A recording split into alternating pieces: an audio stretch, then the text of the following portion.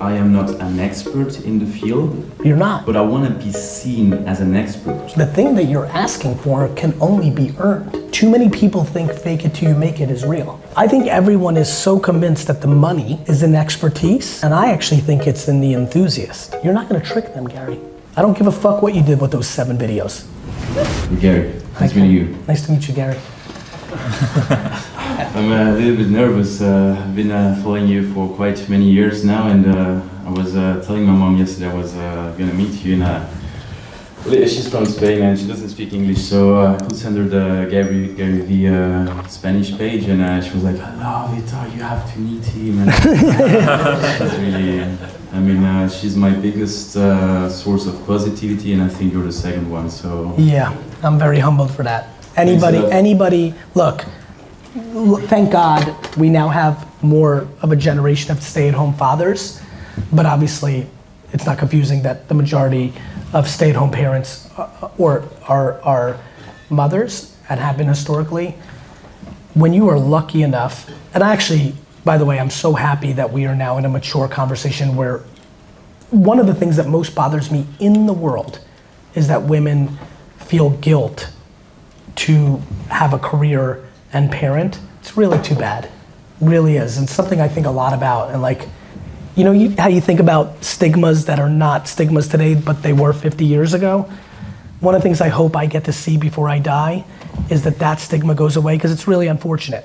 On the flip side, and I'm seeing this more from men now because they have an easier task at this, if you are passionate at staying at home and raising your child, if that child has a parent that is positive, for real, and especially if they're practical and positive, the odds of success are high as shit. And it's really cool. And like, I know the biggest thing that happened in my life, and it's not even close, is that my mom was my parent.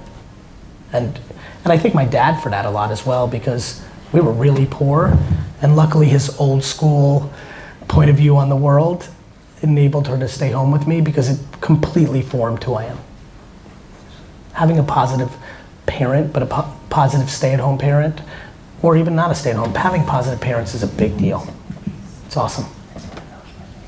Really helps. Really helps to have something positive during your education, and as you're a kid, it really then helps you to see the difference between positive people and a bit more negative 100%. ones, and having people like you that constantly repeat you that you need to be positive all the time, and I mean, it really helps. So thanks a lot for that. My question is real quick, if you don't mind, Gary. Yeah. Just so I'm just really excited about this because it's just hitting me. I want to say it. I've still not heard a good answer for why to choose negativity. I love this conversation. I have so many friends. I love when people try to disguise it on being real. Gary, I'm not negative, I'm keeping it real. I'm like, real negative. Like, I really believe that life is how you see it. Every day there's good and bad, and I'm glad we're talking about it. Go ahead, Gary. So, I'm about to start building a brand, a personal brand, something I've been willing to do for quite a long time.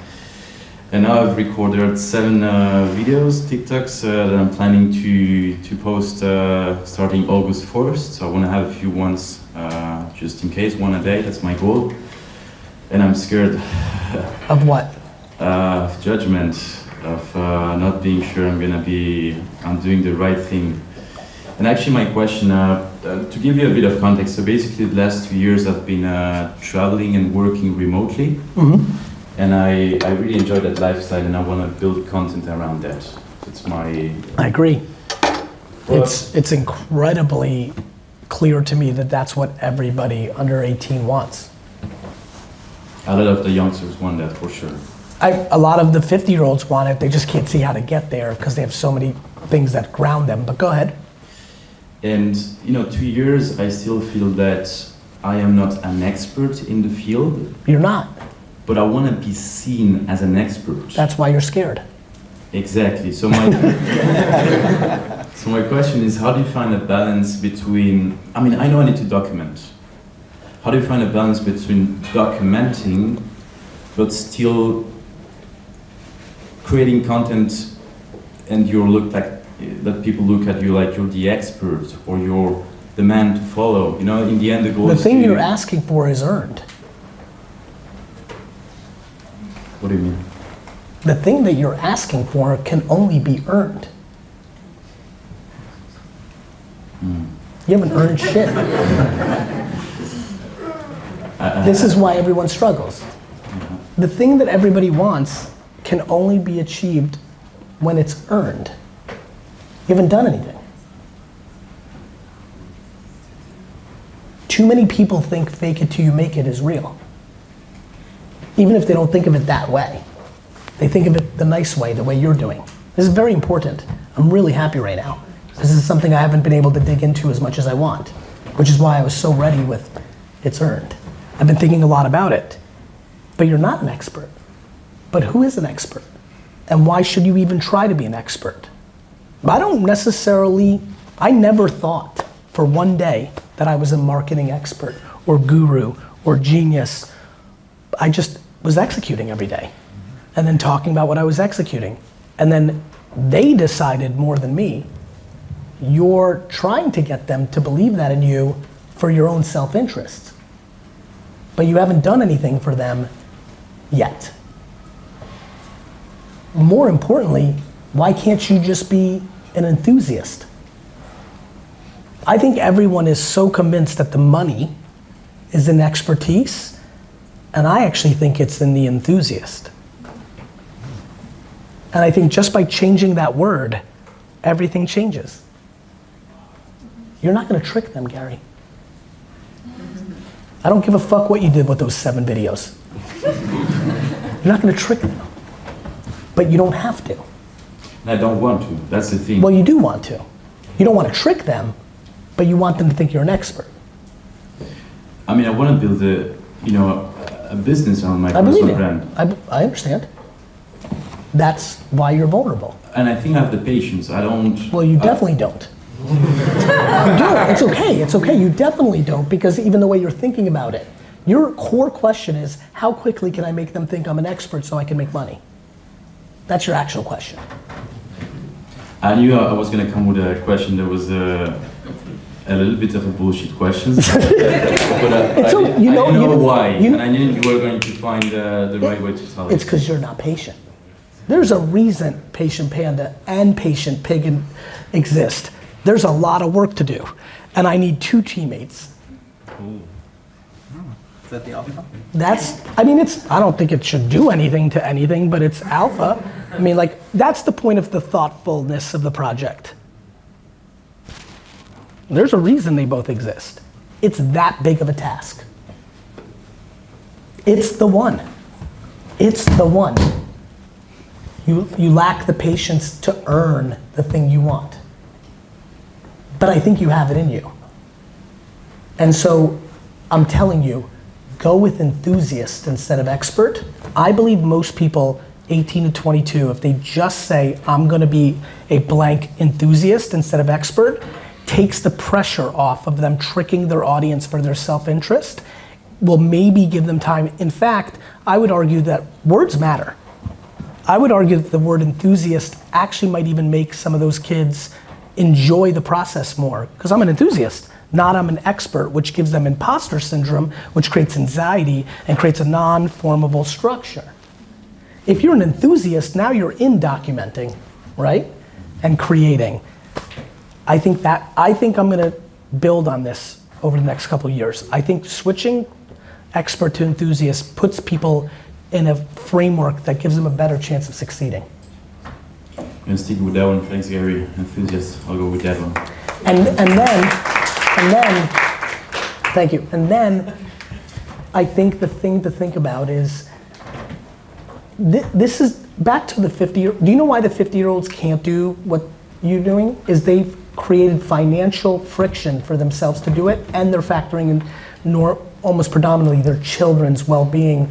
And most parents, unfortunately, not these 2 awesome parents, think that moving around is like bad or something, or like people like overvalue stability and undervalue curiosity and learning the real world. It's too bad. It's gonna take a couple generations, though yours might be at probably the one after. If they themselves aren't in university structure, if they themselves are spending 20 to 30 living in 19 places, they become the 45-year-old parents that actually do see this. The narratives are so wild.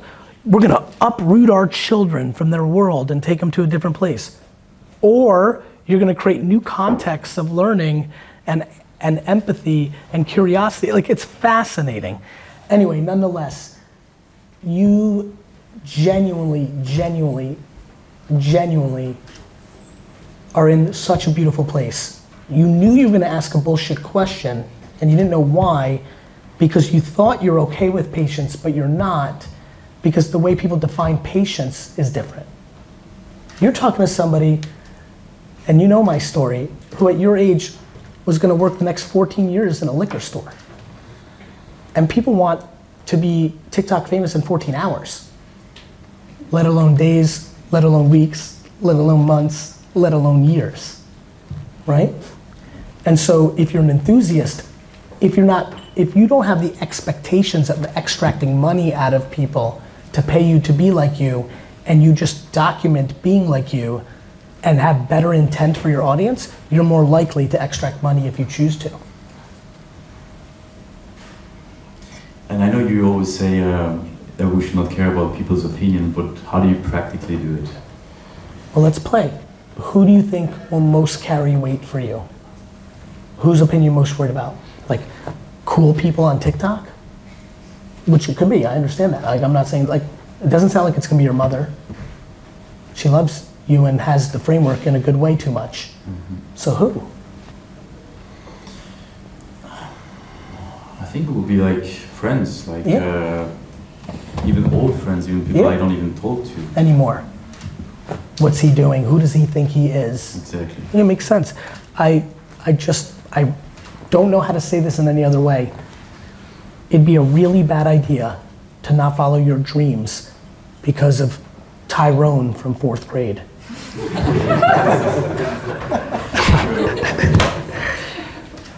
You just, makes sense.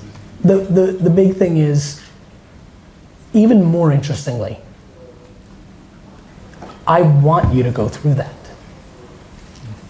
Adversity is the foundation of success. If you feel like you're not ready for that, that's the thing you should most be doing. Anybody who's listening, if you feel like you're not ready for friends to judge you, you should be putting yourself in a position to have friends judge you more, not less. Can I add to that? Yeah.